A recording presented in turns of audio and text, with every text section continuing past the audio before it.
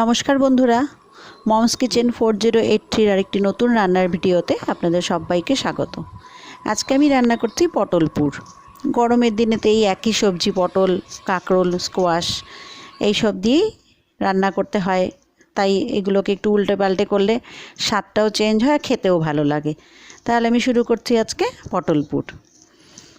আমি প্রথমে পটল নিয়ে নিয়েছি কয়েকটি।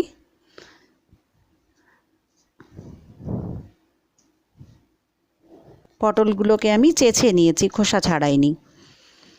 আর নিয়েছি সর্ষে বাটা, এদিকে আদা আর পেঁয়াজ কাঁচা লঙ্কা একসাথে বেটে নিয়েছি, হলুদ আর লবণ। পটলগুলোকে আমি ছোট করে চিড়ে দিয়েছি, খুব একদম পুরোপুরি চিড়িনি, অল্প করে চিড়ে নিয়েছি।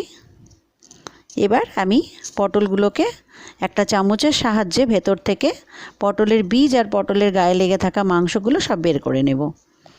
চামচের পেছনের অংশ দিয়ে করলে বেশি ভালো হয়, চাকু দিয়ে করলে পটলটা আরও কেটে যেতে পারে, তাতে রান্নাটা ভালো হবে না। এক এক করে আমি পটলের ভেতর থেকে সব বীজ আর ওই গায়ে লেগে থাকা মাংসগুলো বের করে নেব।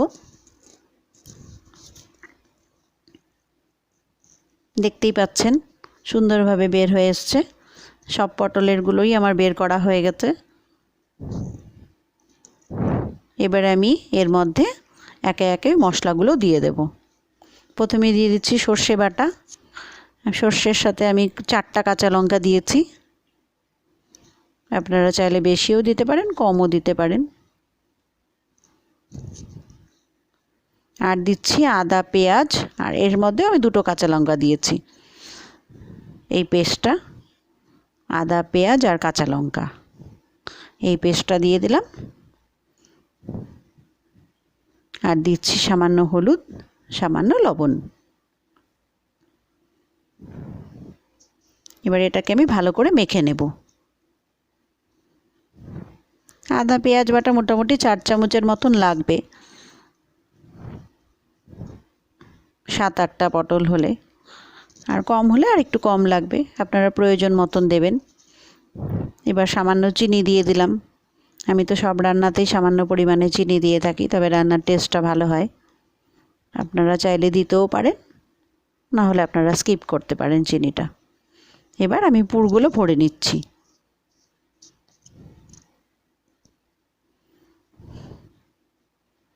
এক এক করে পটলের ভেতরে সব পুরগুলো আমি ভরে নেব, একদম মুখ অবধি ভরে নেব।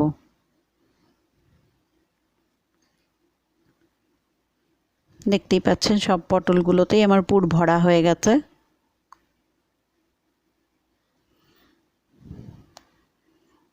পুর ভরা কমপ্লিট। এবার আমি রান্নাতে চলে যাব। ওভেনে কড়া বসিয়ে দিয়েছি, কড়াটা গরম হয়ে গেছে। এবার আমি তেল দিয়ে দিলাম। তেলটা গরম হয়ে এসছে, এখন আমি পটলগুলো ছেড়ে দেব। পটলগুলো এক এক করে ছেড়ে দিচ্ছি। পটল পুর এইভাবে করে খাবেন, খুব ভালো লাগে খেতে। এই পটলের পুর রেসিপিটা আমার শ্বশুরমশাইয়ের খুব পছন্দের একটা রেসিপি ছিল, উনি খুব ভালোবাসতেন খেতে। উনি যদিও নেই আর এখন আমাদের মাঝে,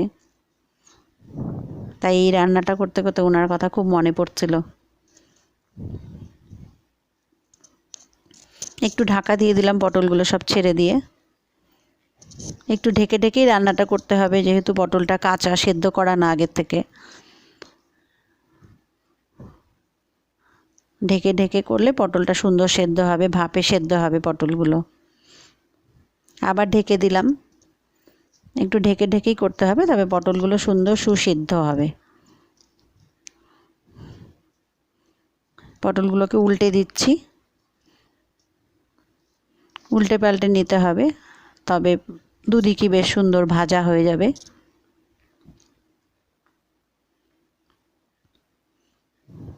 আমার রান্নাগুলো আপনাদের কেমন লাগছে আমাকে কমেন্ট বক্সে অবশ্যই জানাবেন। আবার একটু ঢাকা দিয়ে দিলাম। দেখতেই পাচ্ছেন বেশ সুন্দর লাল লাল হয়ে এসছে পটলগুলো,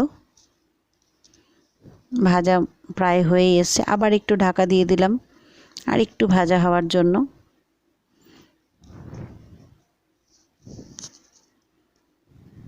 আমার রান্নাগুলো ভালো লাগলে আপনাদের বন্ধুদের মধ্যে আমার রান্নাগুলো শেয়ার করবেন এবং কমেন্ট বক্সে জানাবেন আমার রান্নাগুলো আপনাদের কেমন লাগলো।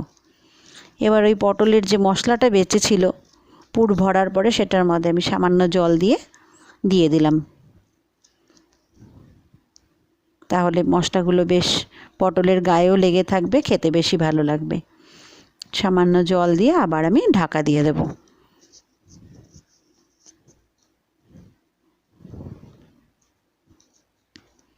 দেখতেই পাচ্ছেন পটলটা বেশ সুন্দর হয়েছে এবং মশলাটাও বেশ সুন্দর কষে গেছে, তেলটাও ছেড়ে আসছে।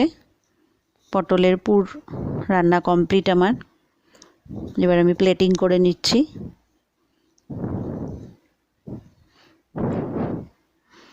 এইভাবে পটলের পুর করে রান্না করবেন বাড়িতে, খুব ভালো লাগে খেতে। আমার রান্নাগুলো ভালো লাগলে আমার রান্নাগুলো শেয়ার করবেন, আমার চ্যানেলটিকে সাবস্ক্রাইব করবেন এবং অবশ্যই কমেন্ট বক্সে জানাবেন আমার রান্নাগুলো কেমন লাগছে।